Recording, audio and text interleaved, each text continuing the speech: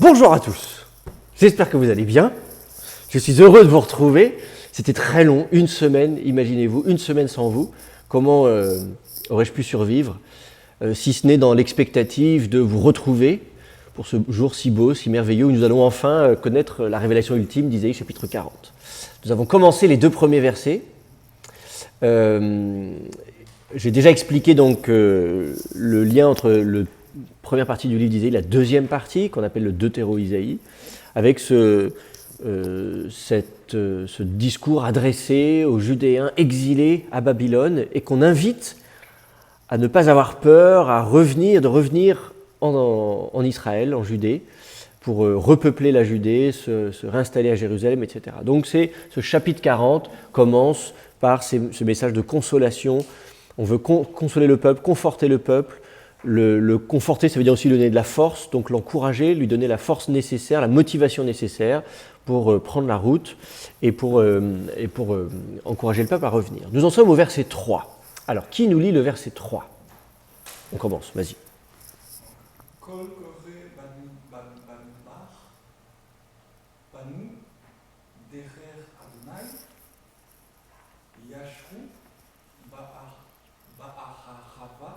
Alors, pas Ba'arachava, tu as fait une syllabe de trop là. Ba'arava, très bien.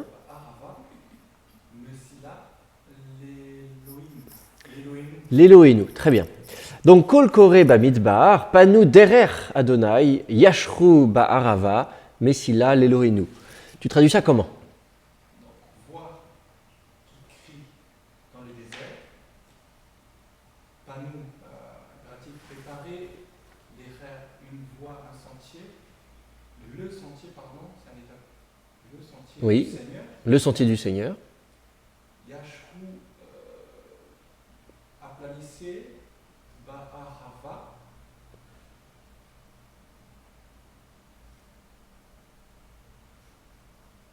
Alors, Ba'arava, tu butes là-dessus.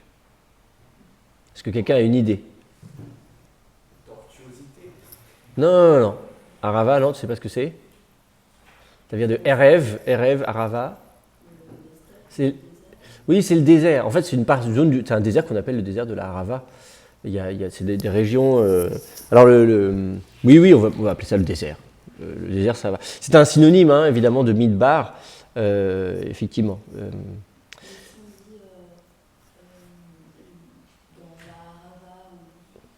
Oui, alors en fait, oui, Arava. Donc c'est à la fois tous ces termes, hein, comme quand on parle du Negev, tous ces termes-là, c'est à la fois des noms communs et des noms propres. Donc c'est à la fois un nom commun, vous pouvez traduire par désert si vous voulez, mais en même temps on se rend compte que quand on parle de la Arava, on désigne en général une région particulière. Alors c'est peut-être pas le cas de ce verset-là en particulier, disons, mais dans un certain nombre de versets dans la Bible, quand vous verrez parler de la Arava, en fait ça désigne la région désertique de la vallée du Jourdain. C'est cette zone-là si vous voulez.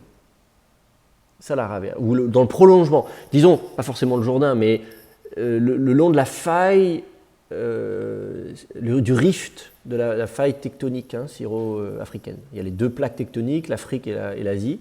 Ils sont le long donc, de la vallée du Jourdain et même en bas jusqu'à Eilat, donc jusqu'à la mer Rouge. Donc tout le long comme ça, c'est cette zone-là, dans cette vallée, c'est là qu'on va parler de la Arava. Avec parfois effectivement, est-ce que la Arava c'est au-dessus de la mer Morte ou en dessous de la mer Morte ? Il y a des discussions, en général c'est plutôt au-dessus de la mer Morte. On va souvent parler de la Arava, la région de Jéricho, tout ça, ça va être ça. Ici, je ne sais pas si, je ne suis pas sûr que ce soit le nom propre, parce que justement, on voit bien le parallélisme, et donc c'est plutôt que l'auteur cherche un synonyme. Il utilise Midbar, qui désigne donc le désert, et il dit, bon, qu'est-ce que j'ai comme synonyme sous la main, comme synonyme de Midbar ? Et donc, il va utiliser Arava. Donc, tu peux dire dans le désert, ou dans la steppe, ou dans quelque chose qui peut se rapprocher de ça, ou alors dans la Arava. Mais peut-être ici, c'est peut-être mieux effectivement de garder des noms communs. Et enfin, Messila l'Elohénu. Messila, j'ai un peu de mal, Messila. est-ce que quelqu'un a une idée ? Mais si là, il a du mal. Ouais. Ce serait synonyme de défaite. Alors oui, absolument, c'est synonyme de derrière. Préparer, aplanissez dans le désert dans le Arava une route, un chemin pour notre Seigneur. Voilà. Notre Dieu, pardon. Donc ici, on voit bien le parallélisme, hein. Bamidbar ici, et vous avez Ba'arava là.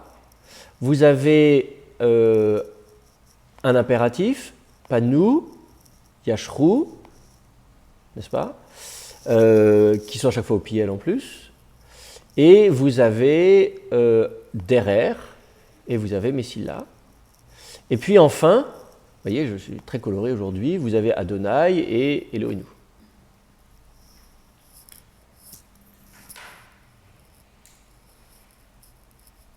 Donc le parallélisme est assez évident. Vous avez... alors évidemment, les termes synonymes ne sont jamais des synonymes parfaits. D'abord, ça n'existe pas, des synonymes parfaits, ou très peu, disons. Donc vous aurez des termes qui vont évoquer plus ou moins la même chose, mais pas tout à fait. Derer est évidemment le terme le plus fréquent, Midbar le plus fréquent, pas de problème. Messila est plus rare dans la Bible. Il va désigner effectivement une route. Alors peut-être que Messila s'utilise davantage sur des routes un peu plus larges, un peu plus importantes, des routes majeures. Et encore, je ne suis pas sûr, parce que Derer s'utilise vraiment... Disons peut-être, Messila, c'est peut-être plus restrictif comme usage que Derer, qui lui va recouvrir n'importe quelle voie de transport, n'importe quel chemin qu'on peut emprunter. Au niveau des verbes, les nuances, là, Panu, c'est la même racine que Panim, hein, le visage, lifné, quand vous dites lifné, panim, etc. Donc, c'est l'idée de s'orienter, hein, c'est là où on va, là où on fait face. Et donc, l'idée, c'est d'orienter le chemin du Seigneur, quelque chose comme ça, de faire en sorte que on va donc vous voyez, orienter, donc on va dire voilà, c'est par là et on va préparer un chemin dans cette direction-là. Yashru, la racine c'est yachar, vous connaissez l'adjectif yachar, hein, c'est dit être droit. Et donc là c'est du piel encore, hein, donc c'est toujours pareil, c'est du factitif, c'est faire en sorte que le chemin soit droit. Donc on pourrait dire rectifier, mais sauf que rectifier ça sous-entend que le chemin n'est pas forcément droit à la base, mais c'est l'idée qu'il faut l'orienter d'une part et qu'il faut le tracer de façon droite et pas de façon tordue. D'accord ? Donc l'idée, je m'oriente et je vais tout droit. Ça vous parle quand je dis ça ?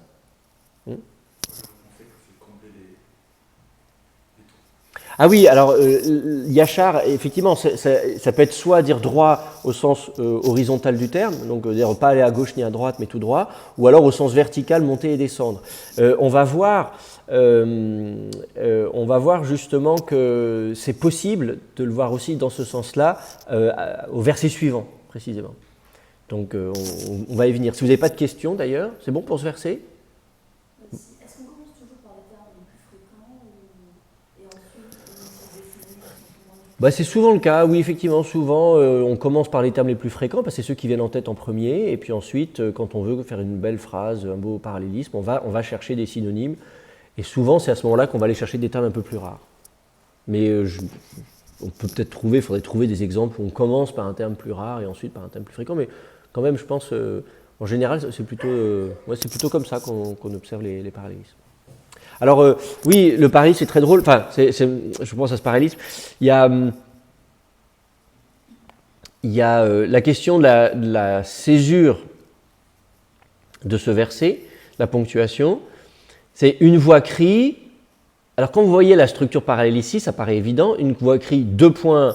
Et là, on vous dit, dans le désert, il faut donc orienter le chemin de Yahvé et rendez droit le... Ah, qu'est-ce qui se passe ? Ah, pardon. On avait perdu la vidéo un instant. Rendez droit dans la steppe, la route pour notre Dieu. On voit bien que du coup on a bien ces deux membres qui sont parallèles, alors que dans certaines traditions de lecture, on a commencé le discours direct à cet endroit-là. Une voix crie dans le désert, 2 points.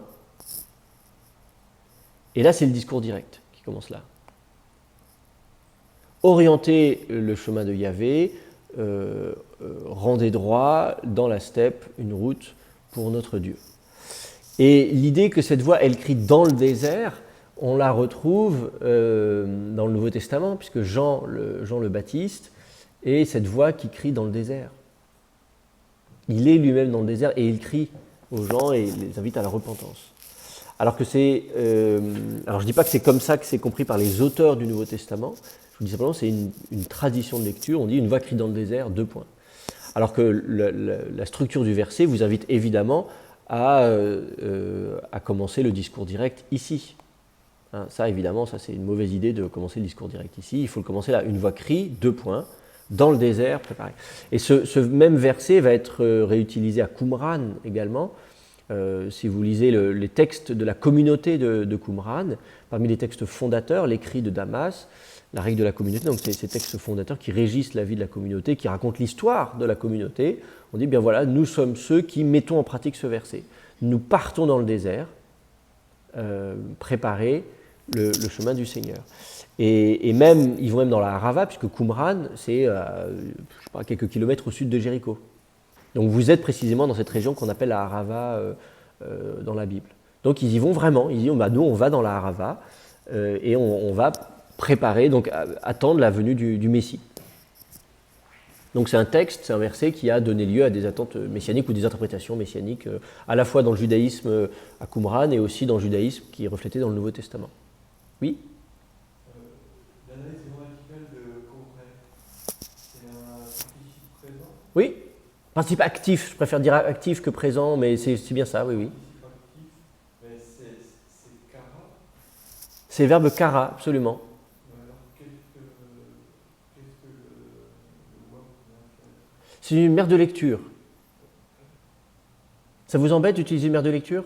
Non, non, pas du tout, mais moi je suis félicime, donc j'essaie de. Ouais, pardon, c'est pas là. Je me posais la question, comment le. Ah oui, donc en fait, c'est comme s'il y avait juste le olé, Oui, en même mère de lecture. c'est ça. Ça se lit plus facilement. Voilà, c'est ça, absolument. Oui, oui. Vous savez, les mères de lecture, ça dépend beaucoup de l'humeur du scribe. Hein, s'il est de bonne humeur, il met une mère de lecture. Sinon, s'il est un peu radin, il n'en met pas. Enfin, voilà. Donc ça dépend. Donc effectivement, vous pourriez avoir la même forme sans le vav. Avec le olé au-dessus. Oui, c'est ça, absolument. Oui, non, les deux sont. Vous pouvez lire. Enfin, vous pourriez écrire Corée comme ça, sans problème. C'est ça. Voilà. Avec ou sans mère de lecture. Hein. Alors c'est vrai qu'on lit parfois, je comprends votre question, peut-être venir du fait que dans la plupart des manuels, on vous dit la mère de lecture indique que la voyelle est longue. Ça c'est une influence de l'arabe, puisque l'arabe classique fonctionne comme ça, on utilise des mères de lecture quand la voyelle est longue. En hébreu, c'est pas comme ça. C'est parfois comme ça, hein, mais c'est pas toujours comme ça. Bah, la preuve, justement. En l'occurrence, le O de Corée est toujours long, même quand il n'a pas de mère de lecture, vous voyez. Ça, vous ne pouvez pas le savoir, mais si vous étudiez que l'hébreu, vous ne savez pas que dans la forme kotel du participe actif, donc du kal, en fait, le O est toujours long. Il provient d'un A long primitif en proto-sémitique. C'est un shem ka-til, et donc il devient kotel en hébreu. Mais le A primitif est long, le O est long. Mais en général, effectivement, on ne va pas forcément lui mettre de mère de lecture. Là, on en a une. D'autres questions sur ce verset? Non? Bah, c'est parfait, on continue. Verset 4, que je vais afficher à l'écran dans une seconde.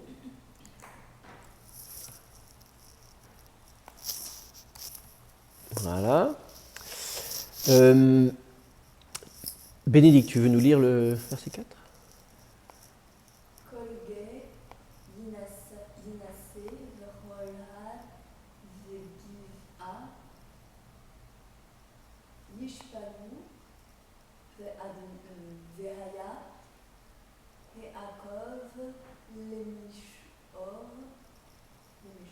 Les Mishor.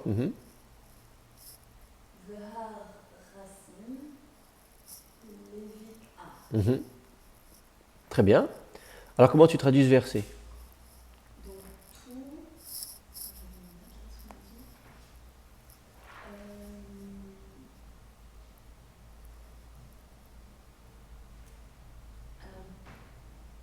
Est-ce que. Non, ça n'a rien à voir avec Golim. Ça n'a rien à voir, non. Alors, tu sèches, quelqu'un peut l'aider? Toute vallée. Toute vallée. C'est la notion c'est le verbe nasa, donc porter, soulever, donc la notion de prendre de la hauteur. C'est ça. Nasa, élever, lever. Et toute montagne, et c'est la colline. Oui, c'est la colline, oui. Mishpalu, là c'est le contraire, c'est la notion d'être de descendre, d'être Oui, c'est ça. abaissé. Dans les deux, c'est du piel. Dans les deux, c'est du piel. Alors, à quoi est-ce que tu vois que c'est du piel dans les deux cas? Piel, c'est gémination de la deuxième radicale. Non,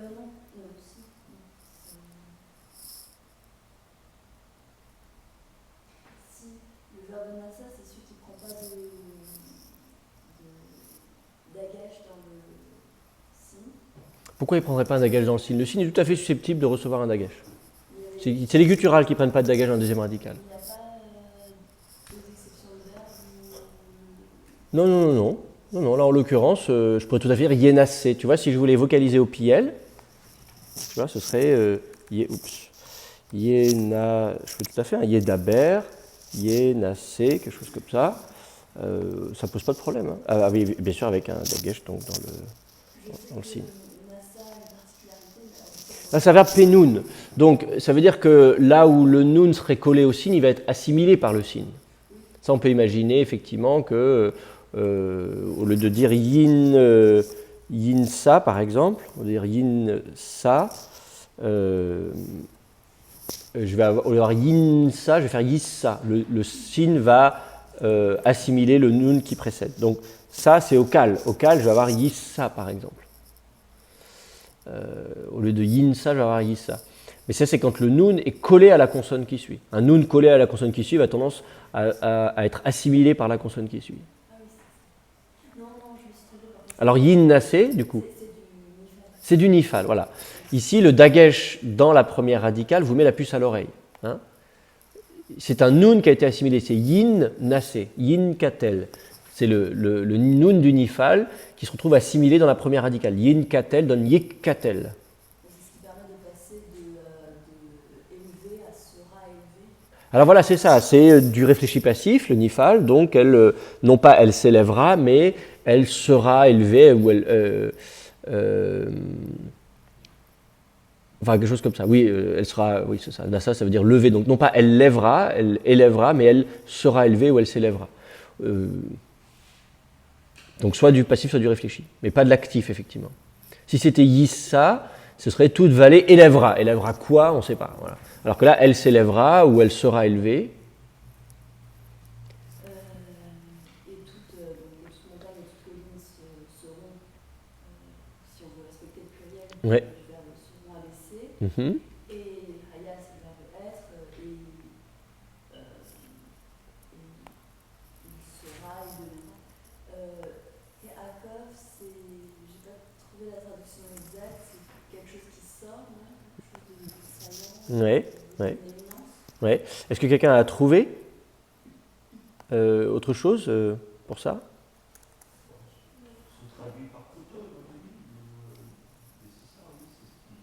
Ouais. Oui, c'est ça. Alors, il y a plusieurs termes hein, qui viennent de cette racine, mais c'est vrai que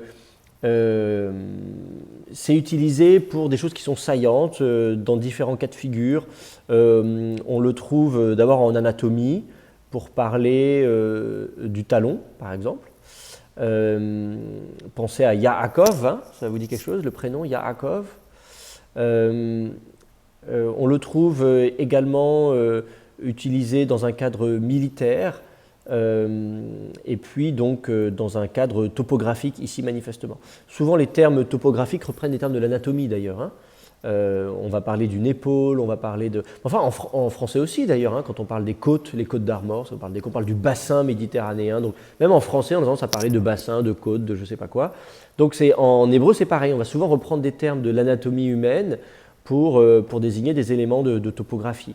Donc effectivement, il faut imaginer quelque chose ici qui soit voilà, qui désigne quelque chose de... Alors en plus, par opposition, on voit bien Michor, c'est ce qui est droit, donc quelque chose de... moi, je ne sais pas comment on peut dire ça, mais de... Oui, de proéminent, oui, c'est ça. Oui. En tout cas, un terrain qui n'est pas plat, hein, par opposition à un terrain plat, hein, un terrain dans lequel il y aura des éléments saillants, imaginez des racines, des pierres, vous prenez le pied dedans, vous tombez. Dieu sait qu'en Israël, on peut facilement prendre les pieds, glisser, trébucher, etc. C'est dangereux. Dans le désert. Il ne faut pas aller comme ça, vous balader dans le désert, dans un wadi, surtout si vous avez des converses aux pieds, ou en tout cas des chaussures qui ne sont pas adaptées à ce genre de pratique tout terrain. Voilà. Oui. Quand vous parlez de la racine de Alors la racine, où ça Ah, Heakov, là. Ah oui, non, pas du tout, ça c'est l'article défini. Pourquoi il est vocalisé Ségol? C'est une excellente question. C'est ça, hein, ça vous perturbe. Vous n'avez pas dormi de la nuit? Alors, en fait, l'article défini, on cherche à le vocaliser avec un A. Hein, c'est la vocalisation habituelle. Il s'écrit patar normalement. Pourquoi patar? Parce qu'il est en syllabe. Oups, oula. Non, si je commence à bouger ça, ça ne va pas aller.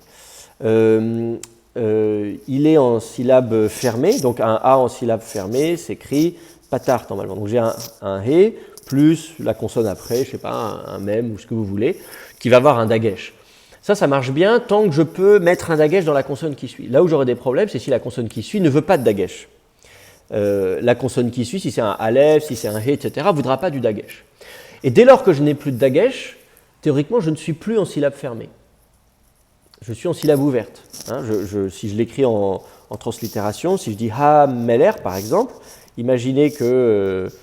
voilà, j'écrive le roi Hammeler, le fait de mettre un dagesh dans le même, ça vient doubler mon M qui du coup fait Hammeler. Alors que si j'ai par exemple Har, on a Har la montagne, si je mets Har, si je pouvais mettre un dagesh dans mon He, ça irait très bien, Har, j'aurais une syllabe fermée, mais là, mon He refuse le dagesh, donc ça me fait Har. Et à ce moment-là, ma syllabe se retrouve ouverte. Ha. Et donc, c'est dans ces cas-là que, en principe, au lieu d'avoir donc un patar plus un dagesh, eh bien, si je ne peux pas avoir de dagesh, parce que j'ai une gutturale qui suit, un aleph ou un ayin ou ce que vous voulez, en général, du coup, je vais déplacer mon timbre, je vais l'écrire avec un kametz. Parce qu'un A en syllabe ouverte, par défaut, c'est kametz. Un A, par défaut, c'est un patar en syllabe fermée. Par défaut, c'est un kametz en syllabe ouverte. Donc, souvent, je vais observer un déplacement en direction du kametz, ce qui est le déplacement le plus fréquent. Parfois, je ne vais pas bouger du tout. Hein. Il y a ce qu'on appelle une gémination virtuelle. C'est-à-dire qu'il n'y a pas de gémination, je ne mets pas de dagesh, mais je fais comme s'il y en avait un, et je laisse mon patar. Je ne touche à rien. Alors que du coup, c'est un peu aberrant. On dit « Ah, mais quand même, on écrit un patar, mais comme il n'y a pas de dagesh, je suis en syllabe ouverte, je devrais avoir un kametz. Comment ça se fait qu'on garde le patar ?» Parce que le scribe a décidé que, même si effectivement il n'y a pas de dagesh, il ne fallait pas non plus pousser mémé dans les orties et qu'on pouvait quand même garder un patar, tant pis pour ceux que ça défrise. Et je dis bonjour à ma grand-mère, si elle m'écoute. Je t'aime beaucoup, mamie. Mais dans un certain nombre de cas, vous observerez le déplacement non pas vers le kametz, mais vers le ségol. D'accord ? Et alors, ce déplacement vers le ségol se place dans très peu de cas de figure, c'est là qu'il faut que je m'en souvienne. Ça se place dans le cas de figure où la syllabe qui suit est une syllabe ouverte, avec un A, et non accentuée.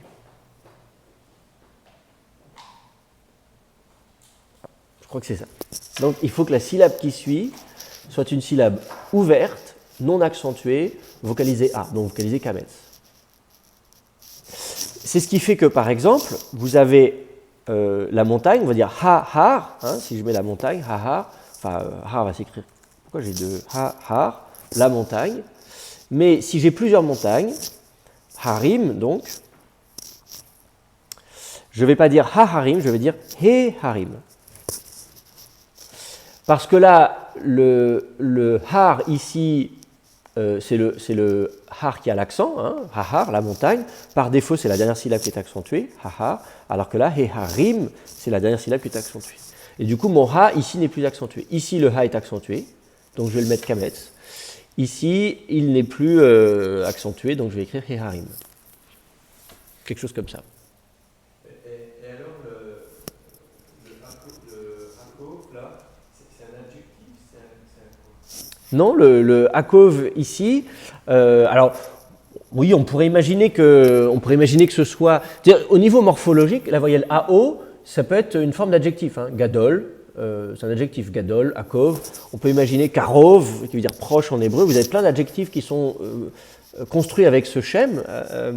Donc c'est possible que ce soit primitivement un adjectif, mais dans les rares cas où il apparaît dans la Bible, il n'est pas si fréquent que ça, il est substantivé. C'est comme le sec là, dans Genèse 1. Oui, c'est ça, il y a absolument plein d'adjectifs sont substantivés. En hébreu, c'est très fréquent. À tel point que c'est difficile, je veux dire, si vous me donnez un adjectif ou un nom, si vous posiez la question au rédacteur de ce verset, est-ce que c'est un adjectif ou peut-être un adjectif substantivé, il vous regarderait certainement bizarrement, en disant mais de quoi vous me parlez? Je vous parle de hakov, un point c'est tout. Hein, pour les locuteurs, pour nous grammairiens, c'est ah oui, c'est un adjectif substantivé. Au final, le résultat est le même et à l'usage, on ne fait vraiment pas la différence. Donc, c'est souvent le cas. Hein. Je travaille avec d'autres étudiants sur un texte où on a un verbe ayin au hitpoel suivi d'un verbe ayin vav au hitpolel. Donc bon, c'est pas pareil normalement. Hein. Ayin vav hitpolel, ayin hitpoel. Bon, ça me paraît un peu bizarre, mais au final la forme est exactement la même. Ça revient exactement au même. Nous, on va regarder dans un dictionnaire qui nous dit mais ça c'est un ayin, ça c'est un ayin vav. Il y a 2000 ans, les gens ne se posent pas ce genre de questions.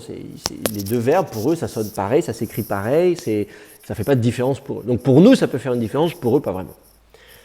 Donc le hakov ici, il faut le traduire par donc, un terrain accidenté, si vous voulez. Hein, le contraire d'un terrain qui va être plat, un terrain dans lequel il y aura des choses qui vont ressortir, des pierres, des branches, des racines, des crevasses, enfin Et évidemment, on ne veut pas que les gens marchent sur un terrain qui soit accidenté comme ça. Donc le terrain accidenté sera ou deviendra une plaine, enfin quelque chose de plat. Oui, c'est ça. Hein. On retrouve la racine yachar. Ici, vous avez encore la racine yachar, yod shin resh, qui veut dire être droit, sauf que là, on en a fait un substantif avec la préformante même. Hein. On fait des migdal, c'est la tour, makom, c'est le lieu, avec le verbe koum. Donc vous pouvez facilement faire des noms communs avec une préformante même. Mirtav, du verbe katav, etc., etc. Donc là, mishor, c'est ce qui est droit. Donc effectivement, une plaine, c'est bien, oui, une plaine, c'est parfait. Ou un terrain plat.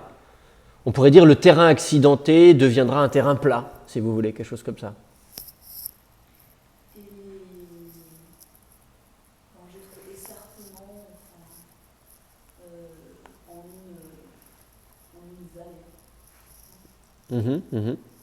Voilà, bah alors évidemment, il faut chercher des synonymes. C'est là qu'on a un petit peu des difficultés.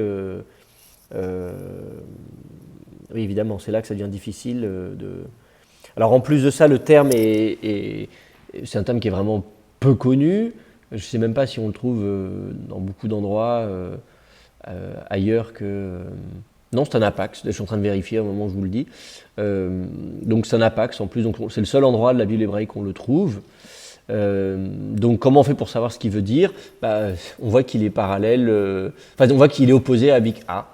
On voit la structure symétrique, donc on en déduit que tout ça c'est des synonymes. Mais concrètement, pas évident de savoir ce qu'il peut dire. Alors on trouve le terme un peu plus tard, quand c'est comme ça, évidemment, quand c'est des apax, on regarde ce qui se passe dans les autres langues sémitiques. Donc par exemple, le terme reches est utilisé en hébreu plus tard pour parler de comment on appelle ça, de soutènement, de fortification, d'éléments qui viennent fortifier des structures, si vous voulez. Donc ça a un peu l'idée de quelque chose de fort, Mais dans le cas présent, c'est difficile de savoir si c'est plutôt en lien avec soit quelque chose qui est raide, soit quelque chose qui est au contraire est dur ou difficile. Donc on peut imaginer un terrain difficile. Moi, je ne sais pas trop comment le traduire. C'est difficile on ne peut pas vraiment savoir ce que ça veut dire en fait. Donc, si on reprend la traduction, toute vallée sera exaucée, enfin rehaussée, Ouais. et toute montagne et colline seront abaissées, et ce qui est saillant deviendra une plaine, Mhm. et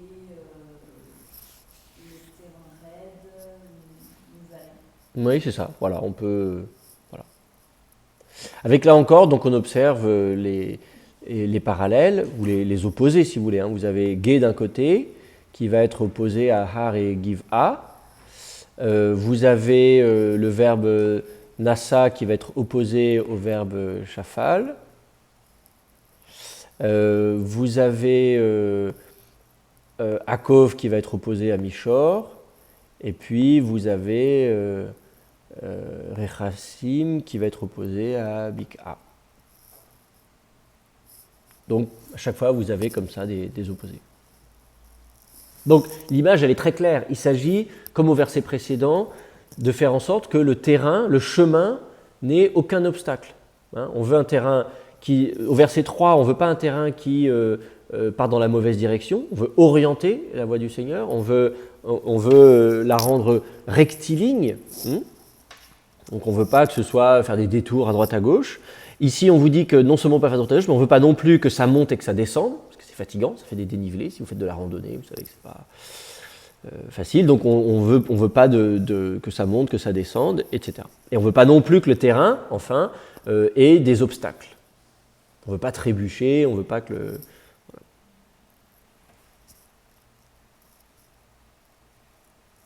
Et l'idée, c'est là encore l'idée du peuple qui revient de Babylone. Après ces décennies d'exil à Babylone, que le peuple puisse faire la route comme ça, traverser toute la Mésopotamie pour revenir en Judée.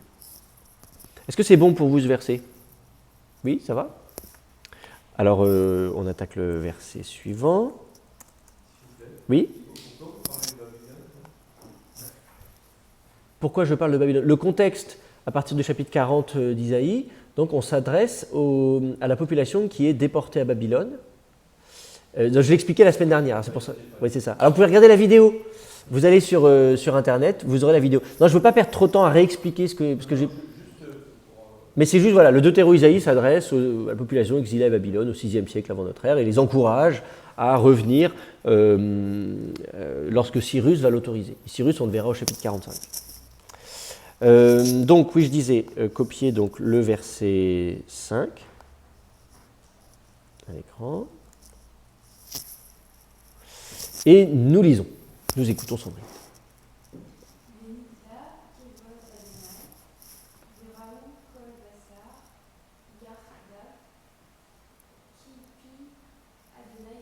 Très bien, c'est parfait. Alors c'est Chol Bassar, Veraou Chol Bassar.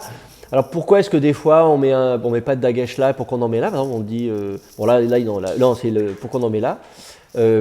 Parce que ça dépend si le scribe lit tout dans la foulée. Là c'est pareil, Venigla, vous avez un petit accent disjonctif. Alors bon, on n'a pas appris tous les accents par cœur, mais cet accent ça veut dire que là je m'arrête et je repars. Venigla, Kvod. Alors à ce moment-là, du coup, le kaf, on oublie qu'il y a une voyelle qui précède, on lui met un dagesh, on commence. Alors que là, on dit Veraou Chol, et là ça se lit tout ensemble. Donc Veraou Chol, là le petit accent, vous voyez là, il pointe vers le mot qui suit, donc c'est un accent conjonctif, donc on lit ça ensemble. Alors qu'ici, pour le coup, on fait qui, et là pareil, on s'arrête, pi, Adonai, Diber. Donc là, du coup, on va mettre un dagesh. Donc c'est vrai que les dagesh légers, dans les bégates kefat à l'initiale, quand elles sont précédées de voyelles, ça dépend aussi du coup des accents conjonctifs, disjonctifs. Donc c'est pour ça que des fois vous en avez, des fois vous n'en avez pas. Alors comment tu traduis ce verset? Et alors sera découvert Oui, très bien. et toute chair. Yardav, je l'ai traduit ensemble. Et ensemble, oui, Yardav. Que la bouche de Zénaï. Très bien. Ok. Très bien. Qu'est-ce que je peux vous dire là-dessus? Pas grand-chose. Oui, Yardav, ça vient de Yachad. La racine, c'est Yachad. C'est apparenté même à Echad, hein, quand vous en dites un, Echad. Yachad, c'est l'unité. Yachad, c'est l'unité. C'est l'ensemble. Donc, Yardav, ça devient une forme adverbiale qui veut dire ensemble. Comme un seul, comme un. Alors, comme un, c'est comme une seule personne, donc c'est-à-dire pas chacun dans son coin, ou comme un, ça peut dire aussi instantanément. Des fois, ça peut être traduit comme ça, Yardav, d'un coup, quelque chose comme ça. Hein. D'un coup, ou tous ensemble, quelque chose comme ça, tous en même temps, au même moment, ou, voilà. Donc c'est ça, Yardav, comme utilisé comme adverbe. Mais sinon, c'est tout.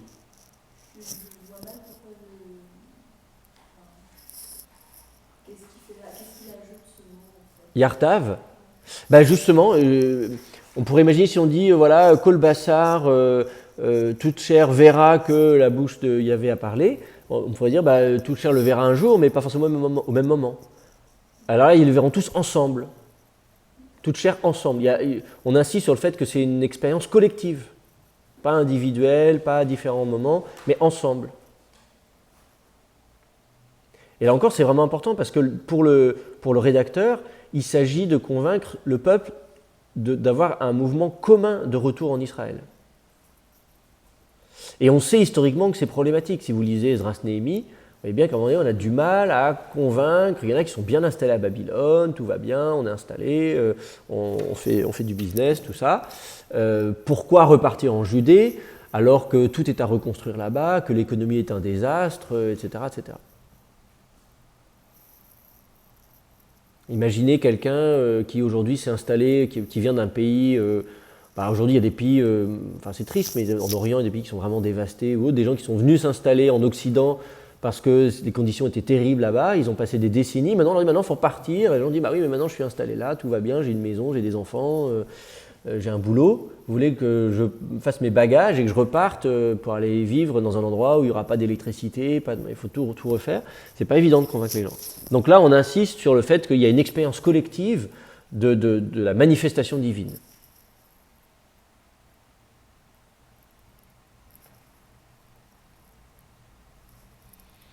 D'autres questions sur ce verset?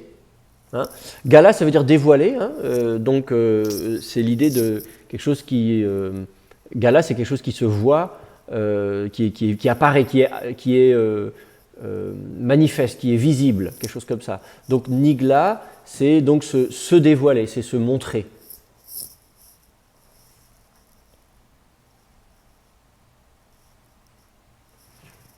Bon, moi je n'ai pas d'autres remarques, pas de difficulté sur ce verset. On lit le verset suivant, continue. Alors, verset 6, que je vais copier à l'écran. Hop. Voilà.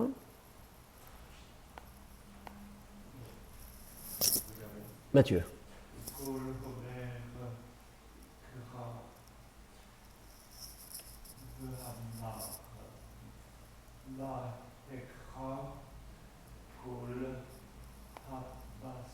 Oh, pardon. Habassa, oui, très bien.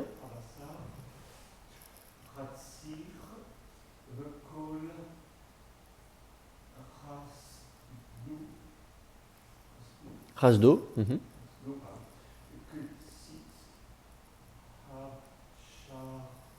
Alors attention, c'est pas Shadé, il y a le point est à ta gauche.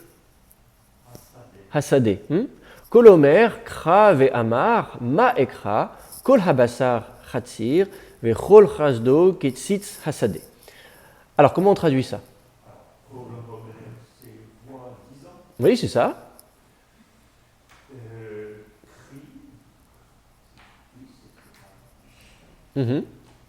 Cri, oui, très bien.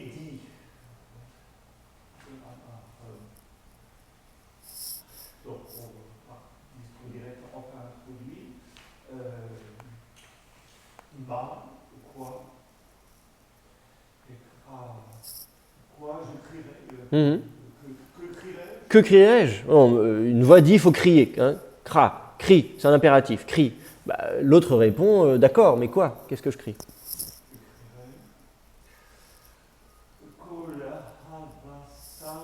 Donc toute viande, toute chair. Mhm. Ça c'est l'herbe. C'est ça.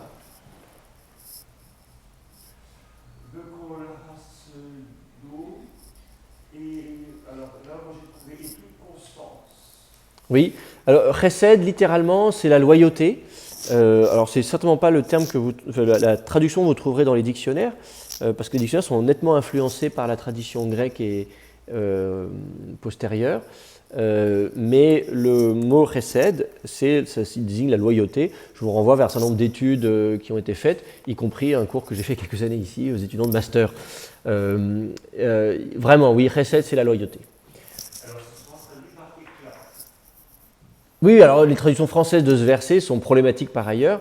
On vous dit ah oui, non, voilà, c'est pas bon, il faut pas traduire loyauté, ou constance, ou je sais pas quoi, il faut traduire par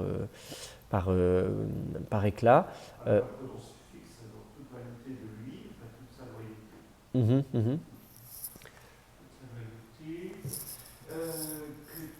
Donc comme fleur, donc c'est l'état construit comme fleur de campagne. Oui, c'est ça, oui, oui.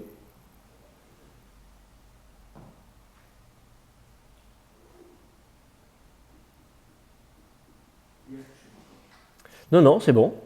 Je suis en train de voir ce que je peux vous dire sur ce verset.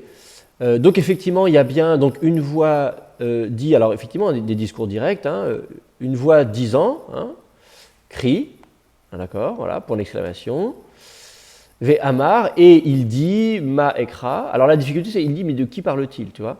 C'est celui à qui on donne l'ordre de crier manifestement, mais on ne sait pas de qui il s'agit. Alors une des possibilités, ce serait que ce soit le prophète lui-même qui parle, auquel cas il faudrait pas vocaliser Amar, il faudrait dire, il faudrait vocaliser du Yiktol, Omar, quelque chose comme ça.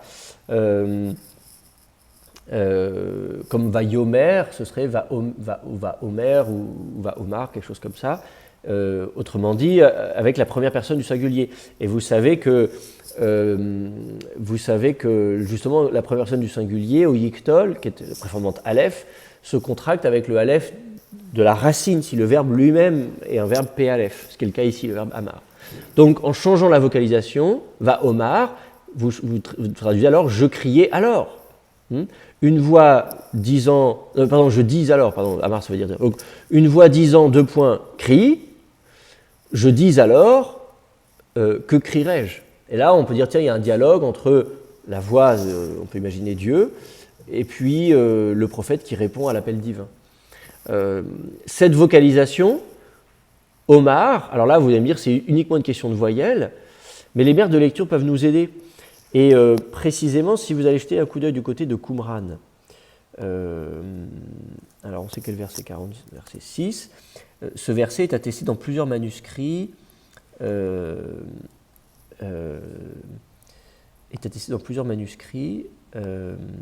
je vais vous copier à l'écran le grand rouleau d'Isaïe. Comme ça, vous allez voir ce que ça donne. Là, vous avez ici, donc le verset 6, je ne sais pas où je vais le mettre là, dans un coin. Bon. Là, donc ça c'est le grand rouleau d'Isaïe, un des seuls, si ce n'est le seul rouleau de Qumran complet. Il y a le rouleau du temple aussi qui est presque complet, qui est plus long encore. Le rouleau du temple fait plus de 8 mètres de long. Le rouleau d'Isaïe fait moins de 8 mètres, il fait 7 mètres et quelques. Il est quand même très très beau. Le grand rouleau d'Isaïe donne environ 100 avant Jésus-Christ, quelque chose comme ça à peu près. Donc c'est un des rares rouleaux complets.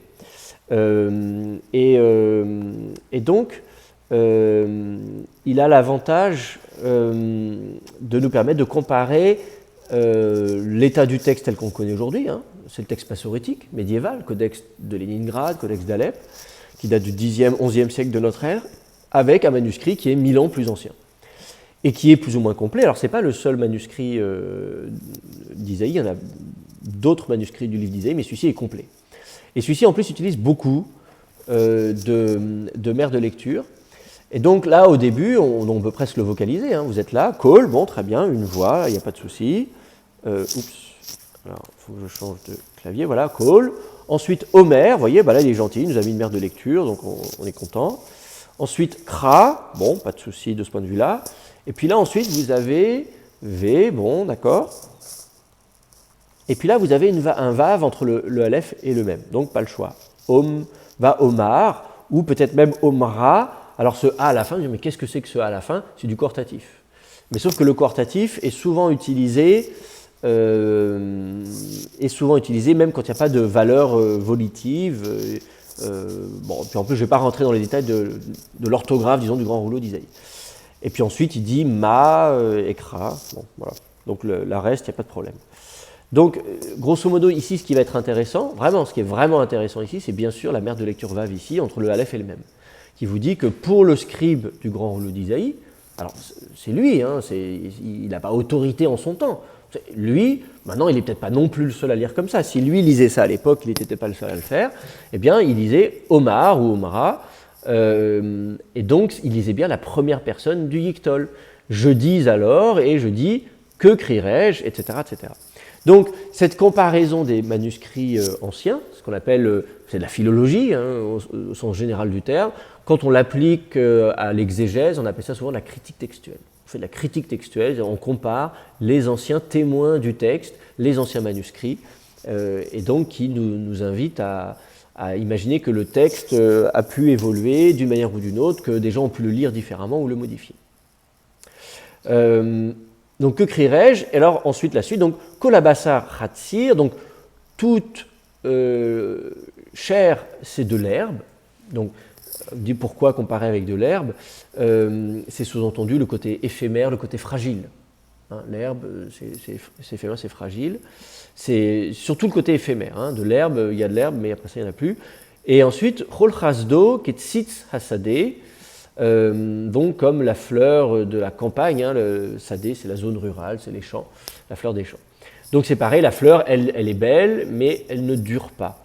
Donc l'idée, c'est que ça ne dure pas. Alors ici, dans le texte massorétique, vous avez Chasdo, qui est donc sa loyauté. Sa loyauté est donc comme l'herbe des champs, autrement dit, elle est éphémère. Sa loyauté est éphémère. Pour moi, ça fait parfaitement sens. Donc, vous n'avez pas besoin d'aller traduire autre chose que cela. Et c'est même important, lorsque vous traduisez un texte, de traduire le texte que vous avez sous les yeux. Vous dites, j'ai Chasdo, c'est sa loyauté, je traduis sa loyauté. Je ne vais pas traduire son éclat. Alors, vous allez me dire, mais comment est-ce qu'on en vient à trouver son éclat? Hein, c'était la question de Matthieu tout à l'heure, quand même, on voit son éclat. En fait, où est-ce qu'on trouve son éclat? Eh bien, on le voit dans la version grecque, que je peux vous mettre à l'écran si ça vous intéresse. On n'est pas là pour faire du grec, mais bon, après tout, si vous avez fait un peu, je peux quand même vous le mettre à l'écran, peut-être sur la page d'à côté, parce que sinon il n'y aura pas la place. Vous voyez, le verset 6, Phonelegontos boeson, kai eipa ti boeso, passasars kortos, kai passa doxa, et ici vous avez doxa. Passa doxa entre puhos, antos kortu.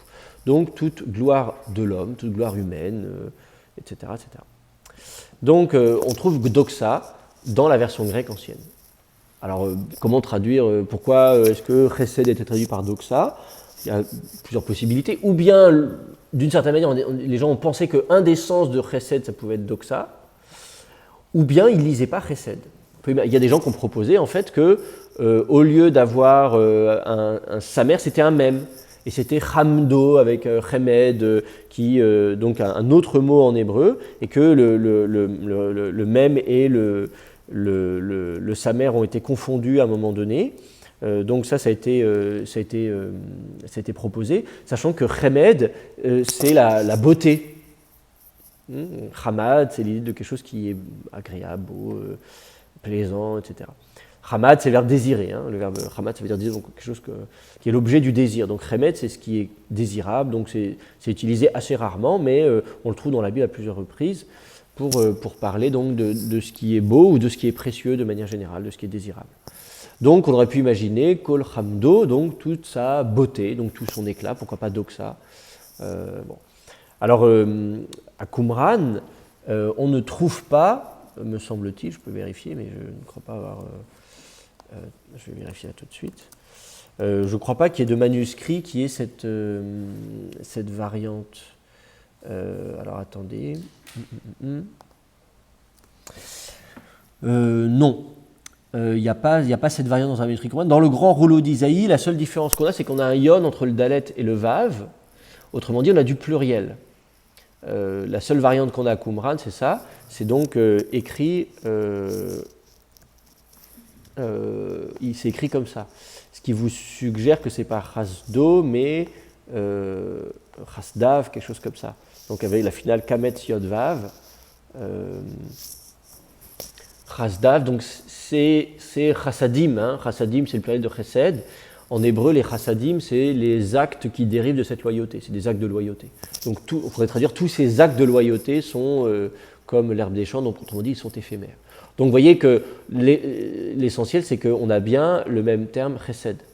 Donc voilà, que s'est-il passé en grec? Est-ce qu'à un moment donné, le traducteur grec a considéré que chesed, ça avait un sens qui pouvait se rapprocher de celui de doxa en grec? Ou bien est-ce qu'effectivement, il y a eu une confusion entre un samer et un mem à un moment donné? Ce qui est une possibilité aussi. Mais moi, je trouve que chasdo, ça va très bien. L'idée de la loyauté éphémère, vous voyez le côté un peu antinomique. Une loyauté, par définition, il ne faut même pas que ce soit éphémère, sinon ce n'est pas vraiment de la loyauté. Oui, une question. Est-ce que c'est la même racine que pour les chassidim? Ah oui, les chassidim, bien sûr, c'est la même. Oui, les chassidim sont les pieux, les loyaux, ceux qui restent loyaux. Les chassidim, oui, le mouvement juif des chassidim, qu'on connaît de par des sources grecques, hein, dans les Maccabées, tout ça, les Asidaioi, comme on dit en grec. Ce sont les Assidéens, donc, ce sont ceux qui sont restés loyaux à la Torah, ou qui se considèrent eux loyaux à la Torah par rapport aux autres. Et voilà, vous savez, souvent les noms que les groupes se donnent sont souvent un peu prétentieux. Hein. L'Église catholique, elle est universelle. L'Église orthodoxe, c'est celle qui est droite, etc., etc. Hein. Dans les églises évangéliques, ce sont celles qui respectent l'Évangile par opposition aux autres. Les assemblées de Dieu, ce sont les églises de Dieu parce que les autres, ce ne sont pas de Dieu. Vous voyez. Donc souvent, les noms qu'on se donne sont quand même souvent un peu prétentieux. Et ce n'est pas spécifique au christianisme. Donc les chassidim sont ceux qui se considéraient loyaux par opposition aux autres qui étaient considérés comme ne l'étant pas. D'autres questions sur le verset 6? Non? Eh bien alors écoutez, on avance. Le verset 7. Alors, verset 7, il faut que je retrouve mon texte hébreu. Voilà. Qu'on le copie à l'écran. Alors le verset 7 qui prolonge le verset 6, le verset 6 qui file cette métaphore du verset 6. Je ne connais pas votre nom. Arnaud, lisez-nous ce verset. Si vous le voulez, je ne vous force pas. Hein.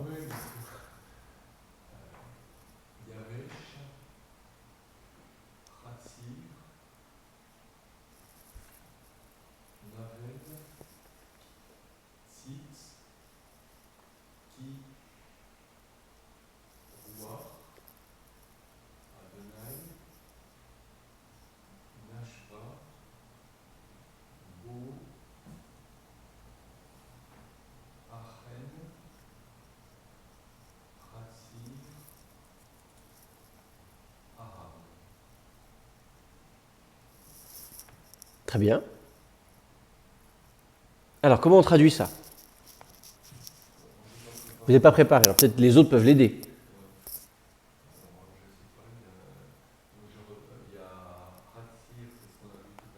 Oui, Khatsir et Tzitz, on va retrouver, bien sûr.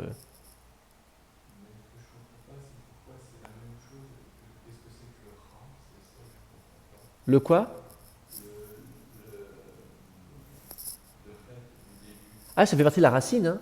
Khatsir, c'est la racine Chet Tzadé Resh. Khatsir. Donc, ça c'est l'herbe, ça c'est la fleur. Et vous avez donc deux termes synonymes ici, Yavesh et Navel.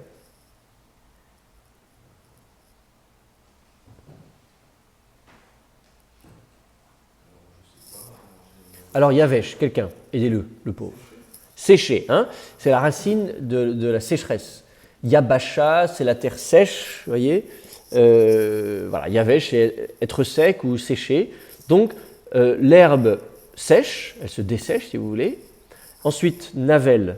J'ai une question. Oui. C'est un verbe effectif, là, le yavesh. Un verbe défectif, non, pas spécialement. Pourquoi serait-il? Le yod fait partie de la racine. Oui, absolument. Le yod fait partie de la racine. C'est du katal, c'est kal-katal. Alors, soit l'adjectif yavesh, soit c'est du kal avec un verbe dont la deuxième radicale est une voyelle thématique en et. Hein, il y a des verbes, normalement en général la deuxième voyelle c'est un a. Katal. Hein. Katal, on dit katal. Mais parfois c'est katel et parfois même katol. Notamment les verbes statifs ont souvent une voyelle thématique en et. Les verbes intransitifs, si vous voulez, ont souvent une voyelle thématique en et. Mais bon, c'est pas non plus, c'est pas une règle absolue. Hein. Donc c'est simplement, voilà, l'herbe, elle sèche, elle se dessèche, ça veut dire sécher, donc l'herbe sèche. Navel tzitz. Alors c'est une autre racine qui va être synonyme, pas tout à fait. Navel, c'est le verbe faner. Donc la fleur fane. Vous imaginez l'herbe qui se dessèche, la fleur qui se fane, c'est à peu près le même phénomène. Et Nabal, le nom Nabal. Hein? Nabal, oui, c'est la même racine. Ça ne veut pas dire insensé. Euh... Puisque c'était la femme que David a pris à Ouais. celui qui... Oui. Alors, il se peut que ce soit une. Alors, attendez.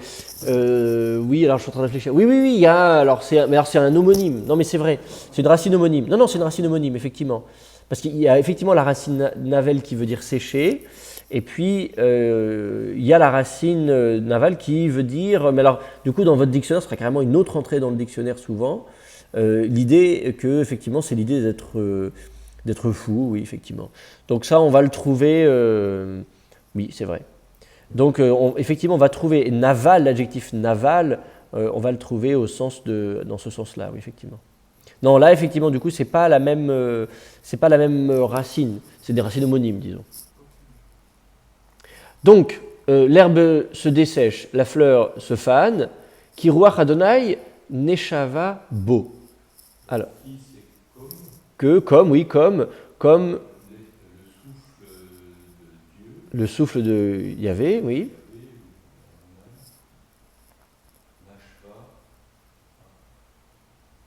Alors, nashva, c'est encore un verbe. Vous avez trouvé? C'est souffler, hein, nashav. En fait, vous allez trouver dans la Bible plusieurs racines qui sont probablement, à l'origine, vous avez certainement, ce sont des racines qui sont connexes. Vous avez trouvé le verbe nashav, nasham, nashaf. Donc vous allez avoir une permutation entre le B, le M et le P. Ce sont toutes des bilabiales. Be, me, peu. Be, peu, c'est pareil, je fais vibrer les cordes vocales ou non entre le B et le P. Et be, me, c'est pareil entre le be qui est occlusif et le me qui est fricatif. Donc vous allez avoir, vous allez avoir finalement la même racine qui va être écrite tantôt avec un B, tantôt avec un M, tantôt avec un P. Cette permutation, elle est fréquente, par exemple en acadien, le B et le P sont tout le temps confondus. Donc, d'une part, vous allez avoir une alternance de la troisième radicale. D'autre part, vous allez parfois avoir une métathèse entre la deuxième et la troisième radicale. Autrement dit, la deuxième et la troisième vont permuter. C'est comme ça que vous avez nefesh. Vous connaissez nefesh en hébreu? Oui, c'est le souffle en fait. Nefesh, c'est le passage de l'air dans la gorge. C'est ça, nefesh. C'est le gosier, si vous voulez. Donc c'est aussi l'idée de souffler. Donc de nefesh, la racine nafash, en fait, c'est comme nashaf, qui est comme nasham et comme nashav. Donc en fait, tous ces mots-là, en fait, c'est plus ou moins la même racine avec des variantes. Donc c'est l'idée de souffler. Donc le souffle, alors pour le coup, c'est une autre racine, ruach. Donc le souffle de Yahvé souffle. En français, ce serait bien de ne pas utiliser le même terme, parce que si on dit le souffle de Yahvé souffle, les gens vont penser qu'en hébreu c'est la même racine. Or là, c'est pas la même racine. Maintenant, je sais pas, en français, qu'est-ce qu'on peut dire? Exhale. Le souffle de Yahvé exhale sur lui. Je sais pas. Bon, bref. C'est pas très. Je ne comprends pas la forme grammaticale. Ah, c'est du calcatal troisième féminin singulier. Tout simplement. Troisième, Féminin singulier. c'est féminin. Pourquoi c'est du féminin? Parce que ruach, c'est du féminin. Très bien. C'est ça. Le sujet est féminin, donc le verbe est au féminin. Ruach, c'est un nom féminin. Donc c'est marrant hein, de voir, on imagine que cette herbe qui sèche et la fleur qui se fane, parce que l'esprit, parce que le souffle de Dieu souffle sur lui. Alors que dans d'autres textes, le souffle de Dieu, métaphoriquement, c'est au contraire un symbole de vie, quoi. L'esprit de Dieu qui souffle, ah, ça apporte la vie. Ben non, l'esprit de Dieu qui souffle, ça dessèche. Bon, je ne sais pas quelle forme de théologie on pourrait développer comme ça, j'ai aucune envie de créer ma propre secte, mais bon, bref. On pourrait, si j'étais anti-charismatique comme ça, je pourrais dire mais non, l'esprit de Dieu dessèche et tout. Enfin, ouais. Je n'oserais pas sentir ce genre de choses, je me ferais lyncher sinon. Mais... Bon, enfin, je ne suis plus à ça près, notez bien, parce que je suis déjà quand même voué aux flammes de l'enfer par un certain nombre de gens. Mais bref, voilà. Donc dans ce passage, le souffle, donc il y a vraiment cet air qui vient et qui va dessécher l'herbe, qui va dessécher la fleur, par opposition à la pluie qui va fertiliser. Et enfin, Achen Chatzir Ha'am. Non, c'est pas Har. Ha'am, le peuple. Oui, c'est ça.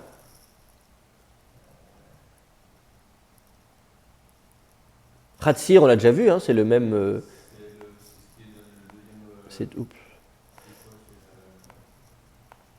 Oui, c'est toujours l'herbe, alors c'est pas la bonne couleur.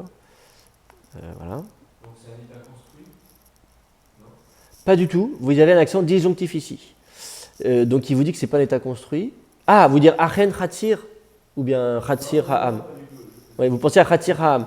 Non, d'une part vous auriez un accent conjonctif et en plus, ici, vous auriez certainement la chute de l'accent, puisque forcément Chatzir s'écrit avec l'accent sur la dernière syllabe, ce qui est normal, mais si vous basculez, si vous passez l'état construit, l'accent, il y a un déplacement d'accent, et là, du coup, vous auriez la chute de l'antéprétonique.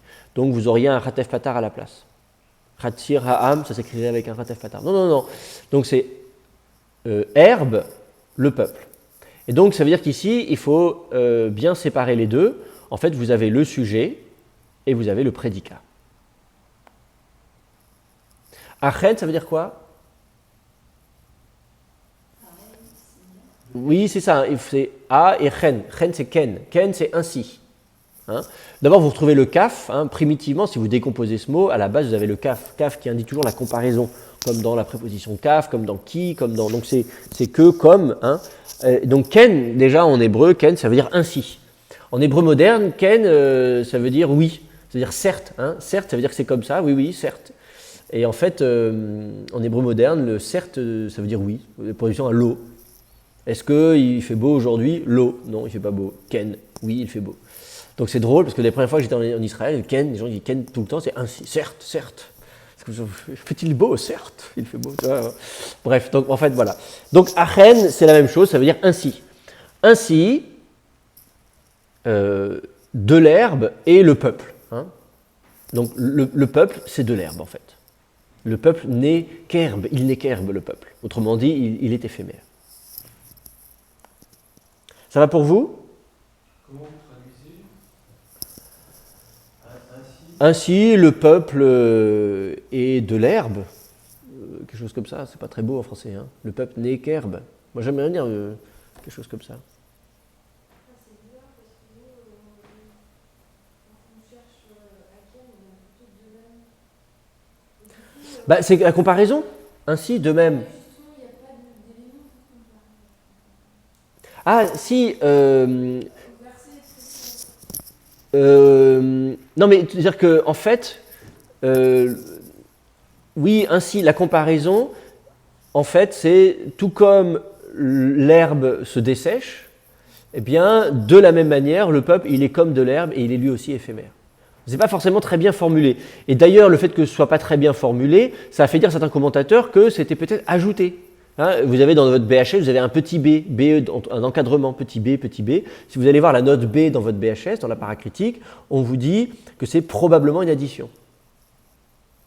Mais parce que du coup, on sera dire ainsi le peuple se dessèche comme l'herbe quand. C'est ça, oui.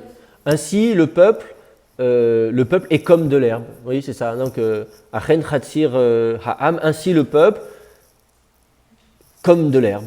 Alors comme de l'herbe, il faut suppléer. C'est un petit peu la syntaxe, effectivement, c'est un style un petit peu, voilà.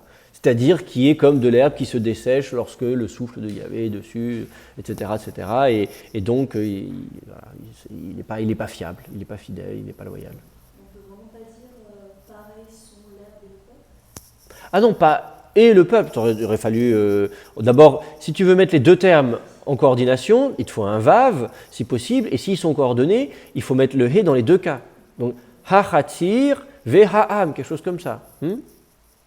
Si tu avais achen, ha-hatir, ve-ha'am, je veux dire, oui, ainsi sont l'herbe et le peuple. Mais non, là, clairement, le sujet, c'est ha'am, et hatir, c'est ce qu'on vient de dire à propos du peuple. On vient lui dire, en fait, ce peuple, il est herbe. Parce qu'il n'a pas d'article défini alors que Ham en a un. Et du coup, c'est bien le peuple est déterminé, donc c'est pas juste un peuple de manière générale, alors que Khatir n'est pas déterminé. Donc on vient dire quelque chose à propos du peuple, on prend peuple, on le détermine, on dit c'est pas n'importe quel peuple, c'est celui-là, le peuple, pas un peuple, le peuple, et puis on vient dire des choses, on vient dire qu'il est Khatir. Donc ça c'est une syntaxe, Khatir aurait pu être après, on aurait pu dire Ha'am, Khatir. Comme avec un adjectif, Ha'am, Tov, le peuple, bon, le peuple est bon. Ce qui n'est pas pareil que Ha'am, Ha'tov, qui est le bon peuple. Donc c'est l'article défini, il nous aide justement ici à distinguer le sujet du prédicat. On passe au verset suivant. Verset 8, alors que je vais copier à l'écran.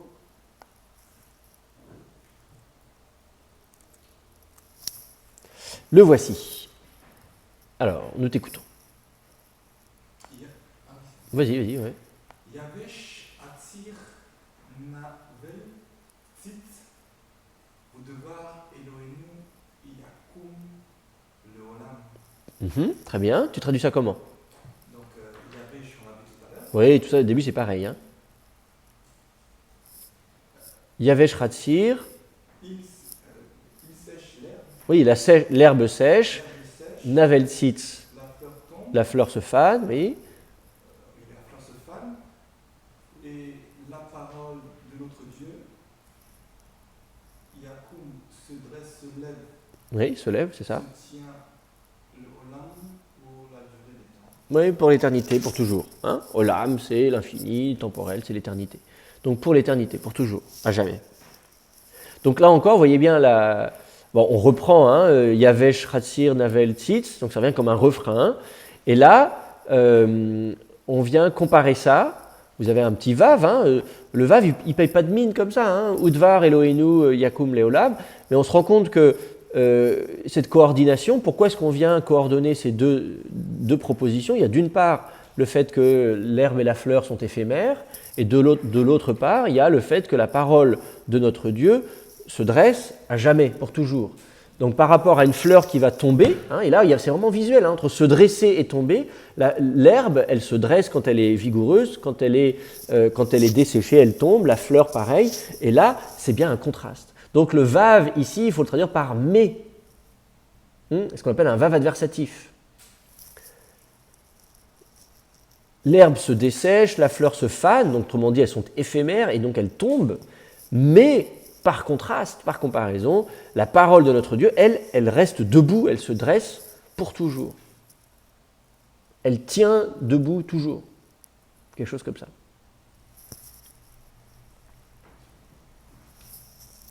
Et là encore, on peut comparer avec la loyauté des hommes. La loyauté des hommes, elle est éphémère. Mais quand Dieu dit quelque chose, il s'y tient. Il est, lui, fidèle à ses paroles. Contrairement aux êtres humains qui ne sont pas fidèles à leurs paroles, Dieu est fidèle à ses paroles. Et le but, c'est bien sûr d'encourager le peuple, de le réconforter en disant « Dieu vous a fait des promesses, ces promesses, elles ne vont pas tomber, elles ne vont pas s'arrêter, elles vont tenir debout, elles restent debout. Donc si Dieu vous a promis quelque chose, pour l'éternité, ces promesses restent valables. »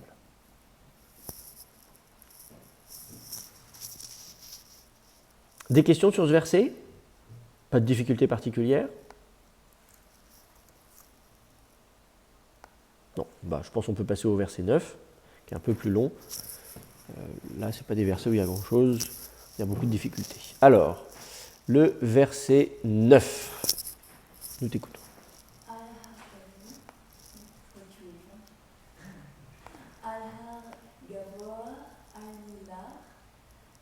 Mevasheret, Attention, Mevaseret, Mevaseret, oui. Sion, Harimi, Bakoa, Koler, Mivaseret, C'est pas mi, j'ai entendu mi, c'est Mevaseret. Mevaseret, Yerushalayim, Harimi, Al-Tira'i, Imri, Le'are, Yehuda, Kine et Elohim. Très bien. Al sur une montagne, Gavor, c'est élevé. Oui, c'est ça, haute, hein, Gava, c'est l'idée d'être haut, donc Gavoa, c'est une montagne élevée, une montagne haute. Ou sur une montagne élevée,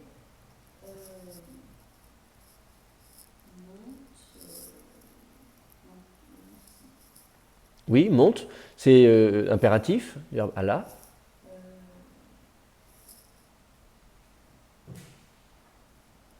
l'art c'est pour toi. Pour toi, oui. Ce qu'on appelle un datif éthique, hein. C'est-à-dire c'est un datif d'intérêt, c'est une façon d'impliquer le sujet dans l'action. Tu te fais quelque chose, comme quand on dit en français je m'en vais quelque part, on veut dire je vais quelque part, je m'en vais quelque part. Moi, je le fais pour moi d'une certaine manière. C'est pas forcément parce que c'est moi le principal, mais c'est une façon souvent de s'impliquer, d'impliquer le sujet dans l'action du verbe. On dit va-t'en, on peut dire va, mais on dit va-t'en. Donc je m'en vais, donc monte-toi, quelque chose comme ça. Va-t'en monter, quelque chose comme ça, je ne sais pas comment il faut dire ça. Mais... Est-ce qu'il ne faudrait pas dire pour toi ou en ce qui me concerne, non sur une... Oui, en ce qui te concerne, c'est pas ça. Quant à toi, pourquoi pas? Oui, c'est ça, c'est peut-être une bonne traduction. C'est bien de... Oui, quant à toi, c'est bien, parce que pour toi, c'est sous-entendu que c'est l'objectif. Tu le fais pour toi et pas pour les autres, ou pour toi et pas pour je ne sais pas quoi. Alors qu'en fait, c'est vraiment une construction grammaticale assez fréquente. Quant à toi, monte. Alors vous remarquez ici que le participe est du féminin. Hein, l'impératif, du impératif féminin. Et là aussi, c'est l'art. Hein, c'est pas les chats, c'est pas pour toi homme, c'est pour toi femme. Donc on est bien dans du féminin.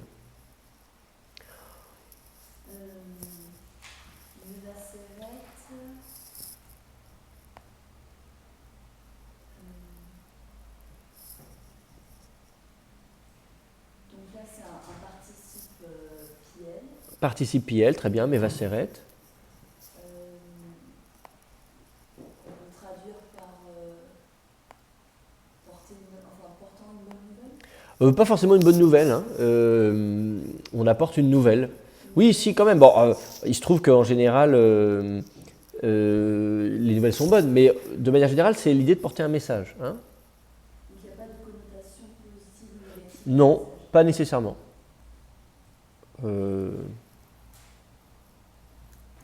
Non, c'est un messager, quelque chose comme ça. Hein. C'est bon. Assez souvent, effectivement, on apporte des bonnes nouvelles. Si on ne précise pas, mais il y a des versets dans la Bible où les nouvelles qu'on apporte ne sont pas spécialement bonnes. D'accord. Sion, c'est Sion. Donc, comment tu traduis le Mevaseret Sion?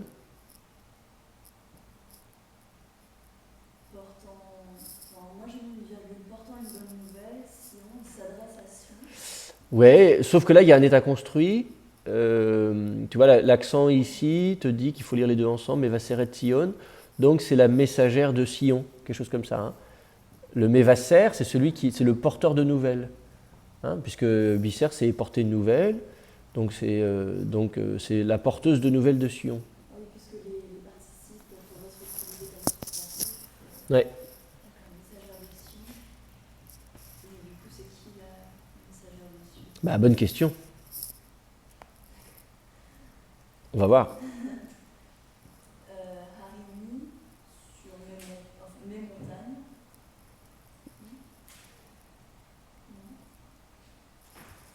montagnes. Mes montagnes, oui, ce serait Harimai. Non, ce serait Harai. Attends, pourquoi quand tu fais ça Harim, je vois pas comment tu peux. Ah oui, parce que Harim, c'est du pluriel. Mais si tu fais. Sinon, c'est du pluriel construit. Ce serait Haré. Ce serait Harai, quelque chose comme ça.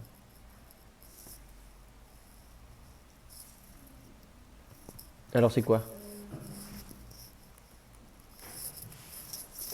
C'est l'impératif, je vous dis que c'est l'impératif ifil, Oui, c'est l'impératif ifil. donc élève, C'est ça, élever, c'est le verbe rum, c'est l'impératif ifil. Donc élève, bah kohar.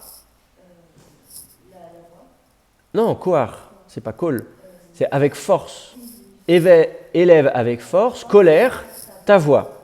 Et là encore, tout ça, c'est du féminin.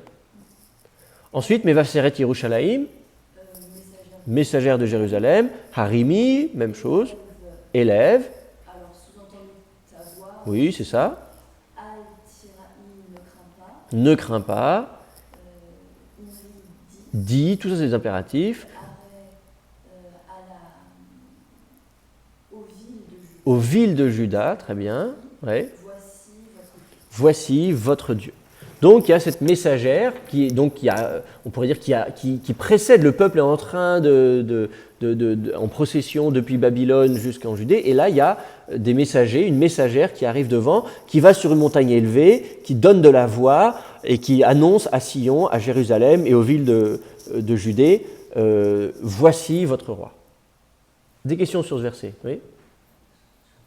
Non, comment vous voyez que c'est, donc vous voyez que c'est un impératif féminin? Oui. C'est quoi l'impératif masculin? Ah ben il n'y aurait pas de i à la fin. Il y aurait juste al. Où ça?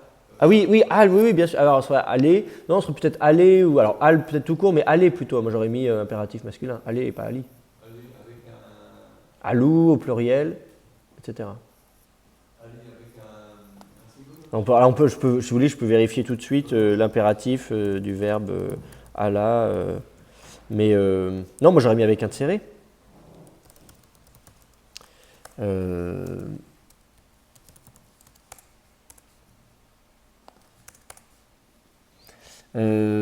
Oui, c'est ça, aller, exactement, avec un serré.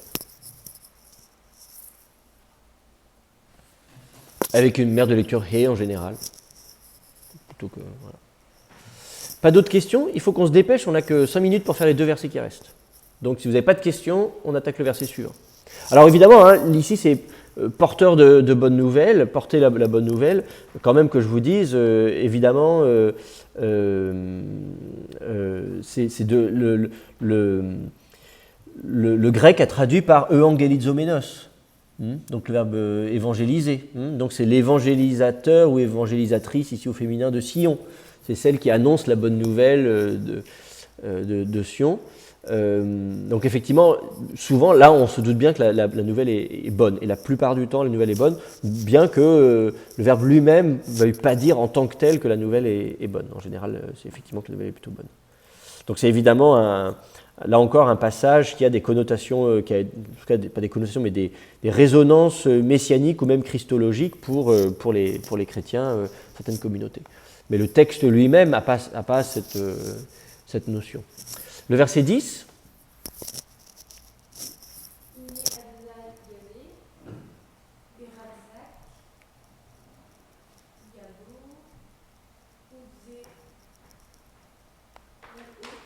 Uzro'o.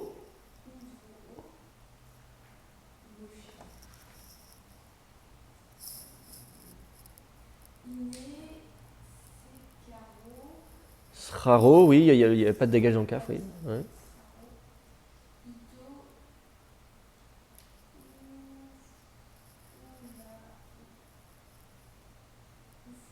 Oui, Feulato.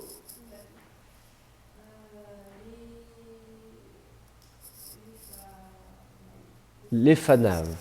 Oui, le yod, il ne faut pas le lire. Ouais, les fanaves.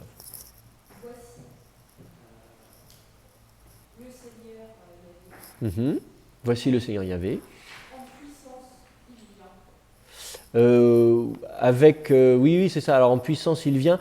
Chazak, ici, c'est intéressant, c'est que c'est un adjectif. Donc, avec puissant, quelque chose comme ça.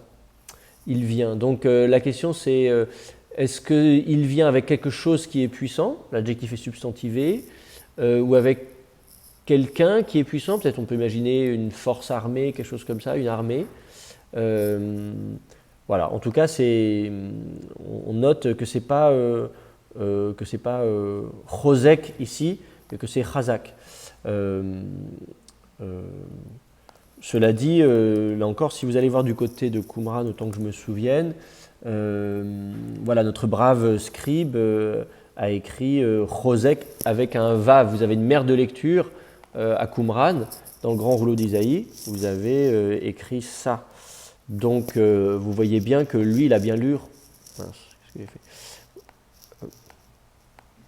Vous voyez que lui, il a bien lu Chosek. Avec force, il vient. Là, c'est pas avec force, c'est avec fort. Quelque chose de fort. Ou peut-être, voilà. Mais voilà. Le sens est à peu près le même. C'est juste, si on vous interroge là-dessus, il faut que vous sachiez que c'est un adjectif et pas un verbe en tant que tel. Ensuite, Et son bras dominant. C'est ça, oui. et son bras dominant. Oui, c'est ça. Ouais. Son bras, il est dominant. Il a cette caractéristique d'être, voilà, pareil, d'être puissant. Dominer, ça veut dire qu'il a le dessus. Et donc son bras a ce pouvoir de domination pour lui. Voilà. Donc on est en train de décrire vraiment la venue de Yahvé en force, en puissance, évidemment. Voici son salaire avec lui et sa récompense. Oui, donc voici son salaire avec lui, ou tu peux éventuellement mettre un verbe être. Voici son salaire est avec lui, et fe'ulato. Alors, pa'al, c'est le verbe travailler en hébreu, hein, on utilise pour pa'al, piel, hifil, c'est un verbe assez rare en hébreu. Mais du coup, pe'ula, c'est le résultat du travail. Donc, oui, on peut dire le salaire ou quelque chose comme ça, ou je ne sais pas comment on peut traduire ça, mais c'est effectivement l'idée. La récompense, quelque chose comme ça, devant lui.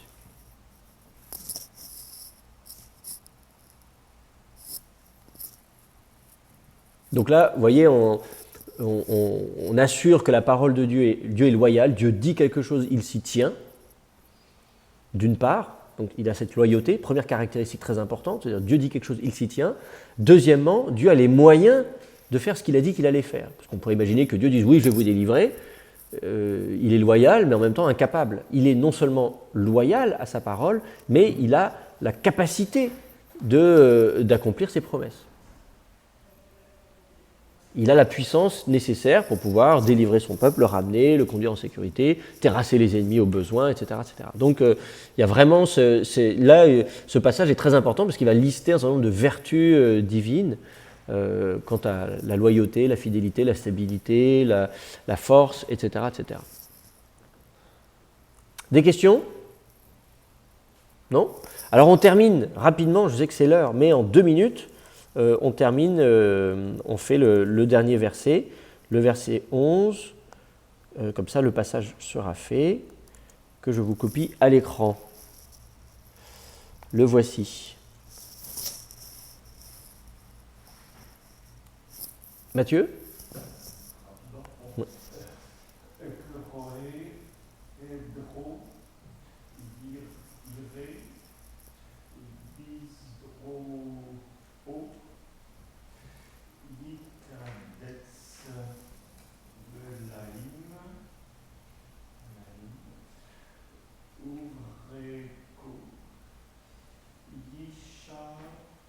Yissa. Ouais.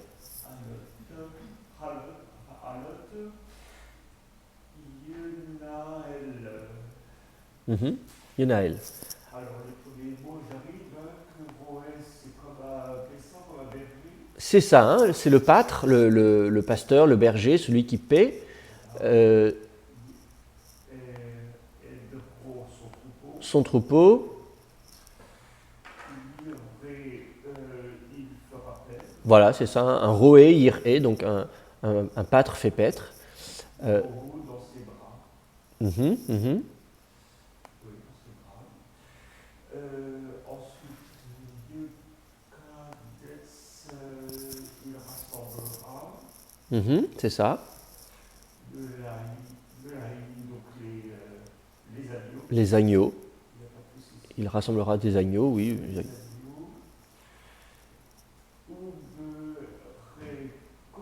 Et dans son sein. C'est ça, en son sein. Dans son giron.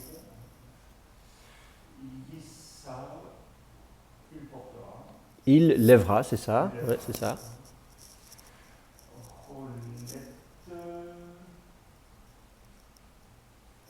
Rolette, c'est les allaitantes. Oui, c'est ça. Et après, il conduira. Très bien. Les allaitantes, c'est les brebis. Oui, c'est ça, hein, ce sont les allaitantes. Il guidera donc les brebis. Alors vous voyez, cette image de porter en son sein, c'est vraiment je prends dans mes bras. Hein. Je pense que c'est vraiment cette idée, hein, je prends dans mes bras. Il prend dans les bras les petits agneaux, ceux qui allaitent, etc. Il les conduit. Donc là, vous avez l'image du berger. Vous avez l'image du berger qui guide ces agneaux. Dieu est un berger. Il sait ce qui est bon pour ses brebis. Il prend soin de son peuple. Il le conduit sur la voie. Il marche devant lui. Et là, vous avez toute cette figure du berger qui est une figure royale, hein, en quelque sorte. Le roi, c'est le berger du peuple. Dieu, c'est le berger de son peuple. C'est le roi, finalement, de son peuple. C'est lui qui est à la tête, qui marche devant. On a vu depuis les tout premiers versets, on aplanit les voies, on fait en sorte qu'il n'y ait pas d'embûches, qu'il n'y ait pas de problème. Dieu ne va pas vous abandonner, il ne va pas vous laisser tomber. Il a la force pour prendre soin de vous. Et en plus, c'est un bon berger qui sait prendre soin des agneaux, de ceux qui allaitent, etc., de ceux qui sont faibles. Donc ici, tout ce vocabulaire, cette imagerie est vraiment importante ici dans ce passage. Voilà. Sur ces bonnes paroles, je vous souhaite de bénéficier de la protection et de la direction divine offerte à ces enfants. Et je vous dis à la semaine prochaine.